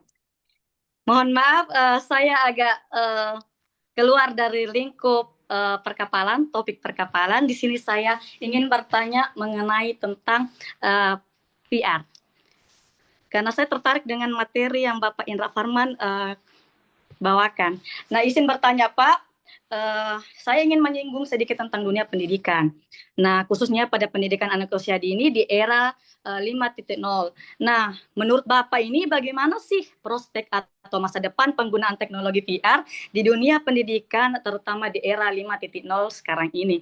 Dan bagaimana juga sih ketika suatu kampung itu tidak mempunyai Starlink atau jaringan tidak memadai? Mungkin hanya itu saja, saya kembalikan kepada moderator. Baik, terima kasih atas pertanyaannya. Nah, jadi untuk pertanyaannya kepada Pak Indra, bagaimana penerapan VR di era 5.0 ini dan juga bagaimana penerapannya jika mungkin di suatu daerah itu tidak ada Starlink ataupun jaringannya lagi yang kurang stabil itu, Pak. Boleh Pak, silakan dijawab. Ya, terima kasih atas pertanyaan diberikan oleh Ibu Nur Hidayah Ramadhani. Jadi terkait penggunaan VR itu sendiri, ini sebenarnya sudah bisa diterapkan di semua rumpun ilmu. Apalagi tadi saya sempat dengar bahwa apakah VR itu bisa digunakan di pendidikan khususnya PAUD ya. Nah, jadi untuk penggunaan VR di dunia pendidikan khususnya PAUD itu sudah diterapkan juga di beberapa daerah. Nah, jadi bagaimana penggunaan VR itu kita bisa menghadirkan sesuatu yang lebih nyata atau lebih hidup kepada peserta didik kita. Nah, jadi cuman ada beberapa PR ya yang harus diselesaikan oleh pemerintahan kita sekarang. Nah, jadi untuk di beberapa tahun belakangan ini sementara pembangunan infrastruktur jaringan ya. Nah, jadi masih ada beberapa tempat yang memang belum dijangkau sama sekali oleh jaringan. Nah, adapun solusi yang bisa diberikan itu ya Starlink. Cuman ada beberapa desa memang yang belum bisa men- menjangkau biaya yang diberikan oleh pihak Starlink itu sendiri. Nah, jadi untuk solusinya itu kita bisa menggunakan jaringan lain selain Starlink. Kita bisa menggunakan VSAT. Nah, jadi ada salah satu eh, layanan internet selain Starlink itu kita bisa menggunakan VSAT. Nah, jadi itu untuk dari segi jaringan dan dari segi harga itu jauh lebih terjangkau daripada kita menggunakan Starlink itu sendiri. Sekian dan terima kasih. Baik, terima kasih Pak. Jadi untuk jawaban ini ada peran dari pemerintah juga Pak ya, untuk dalam pembangunan infrastruktur agar jaringan itu lebih merata ke daerah-daerah. Dan juga ada opsi lain nih selain Starlink, bisa menggunakan VSAT. Baik, terima kasih atas pada seluruh peserta atas antusiasmenya, pertanyaan dan diskusi yang sangat menarik pada sesi tanya jawab tadi. Dari berbagai pandang dan penjelasan para narasumber, kita semua telah mendapatkan banyak wawasan baru mengenai bagaimana teknologi AI dan VR berperan penting dalam pendidikan dan pelatihan modern, khususnya di bidang transportasi. Baik, sebelum menutup kegiatan hari ini, izinkan saya membacakan rangkuman singkat dari seluruh materi yang telah disampaikan. Sebagai rangkuman dari seluruh materi hari ini, kita dapat melihat bahwa penerapan virtual reality dan artificial intelligence telah membawa transformasi besar dalam dunia pembelajaran, khususnya di bidang maritim. Teknologi VR memungkinkan peserta belajar secara imersif dan realistis tanpa resiko, sementara AI membantu menciptakan pembelajaran yang adaptif, efisien, dan terukur melalui evaluasi otomatis serta analisis performa.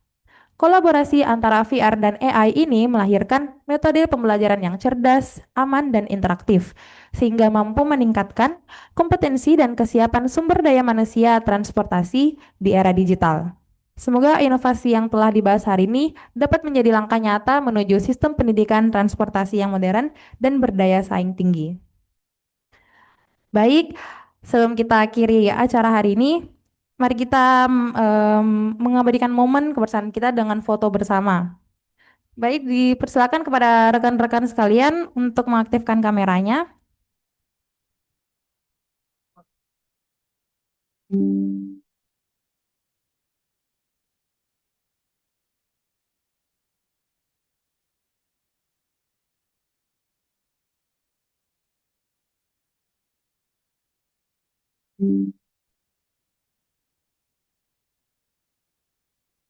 Baik, kita akan mengambil gaya foto dengan pose formal. Baik, semuanya siap? 1, 2, 3. Lalu kita melanjut ke gaya yang kedua, bentuk huruf L dengan tangan sebagai simbol laut. Baik, siap? 1, 2, 3. Luar biasa. Terima kasih semuanya. Semoga semangat dan kebersamaan hari ini menjadi kenangan yang menyenangkan. Baik, mari kita akhiri kegiatan hari ini dengan apresiasi yang meriah dari semua pihak yang telah berpartisipasi, khususnya ketiga narasumber kita yang sangat hebat pada hari ini. Jika tadi saya membuka kegiatan ini dengan pantun, maka izinkan saya menutup kegiatan ini juga dengan pantun. Kapal berlabuh di pelabuhan, pesawat terbang tinggi di udara. Ilmu hari ini menjadi bekal perjalanan untuk transportasi Indonesia yang jaya. Saya Marsha selaku moderator, mohon maaf bila ada terdapat kekurangan selama memandu jalannya acara. Wabillahi taufiq wal hidayah. Wassalamualaikum warahmatullahi wabarakatuh. Terima kasih dan sampai jumpa di kesempatan berikutnya. Saya kembalikan kepada MC kita pada hari ini. Baik, terima kasih Bapak Ibu dan seluruh peserta yang telah mengikuti acara dari awal hingga akhir. Demikian rangkaian kegiatan webinar nasional hari ini. Kami ucapkan terima kasih kepada seluruh narasumber, peserta, dan panitia yang telah berpartisipasi. Semoga kegiatan ini membawa manfaat dan wawasan baru bagi kita semua. Saya Muhammad Rifki Saputra Kamal, pamit undur diri. Sampai jumpa pada kegiatan berikutnya. Selamat siang dan terima kasih.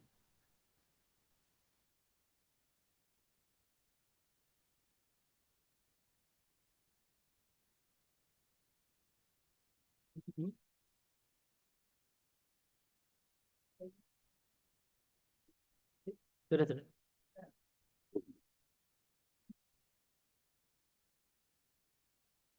Terima kasih, Pak. Terima kasih. Terima kasih banyak, Pak.